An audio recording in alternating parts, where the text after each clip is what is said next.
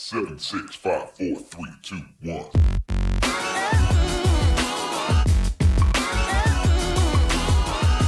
Thor Love and Thunder, one of my most anticipated films of the year. Simply the fact it's written and directed by Taika Waititi, one of my favourite directors working today. He reinvigorated the Thor character with Thor Ragnarok, which is a top tier MCU film, but also it's still one of my favourite films of 2017.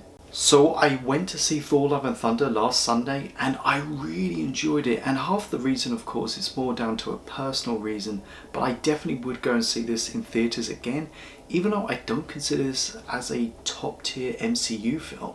The film exceeds on its comedy and its characters. This is the funniest Marvel movie to date. My face was just melting. Chris Hemsworth as Thor is so perfect. Chris Hemsworth just exceeds on comedy. Tessa Thompson as Valkyrie, she's great, we get to see more of her. Natalie Portman as Jane Foster, aka Mighty Thor. I mean, this is the best we've seen of the character. But like Christian Bale as Gore the God Butcherer is such a complex villain and definitely one of the better villains from Phase 4. But there's so many other great characters, whether it's like Korg voiced by Taika Waititi, but also Russell Crowe as Zeus. And I really liked how this film intertwines with the first two films. Even though they aren't considered great and Ragnarok kind of moved away from those two and did its own thing, but still I liked how it adds closure to those first two films. There is a great story in this movie. Unfortunately, it's dragged down by pacing issues and disjointed narrative at times. A lot of people say that Thor Love and Thunder is just too silly. I can't complain because I really enjoyed it, but I wish the film took itself more seriously rather than jokes.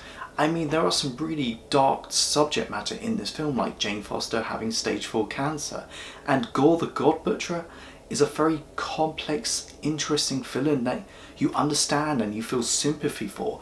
But I would say this ratio for this film is like 80% jokes and 20% seriousness. Even though I was having such a great time with this film, I wish it was more Ragnarok. That's more like 60% jokes and 40% serious. My main gripe with this film, there are some moments in this film, some CGI moments, and it got to the point that it became questionable. Like, I've seen TV shows with better CGI than this.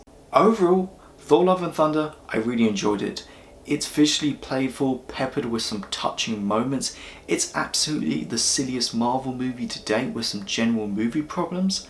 So I'm going to give it a 7.8 out of 10.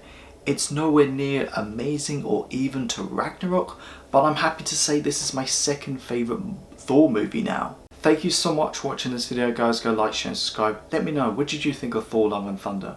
Go check out my Facebook, my Twitter and my Instagram page. You guys are awesome. I got your back.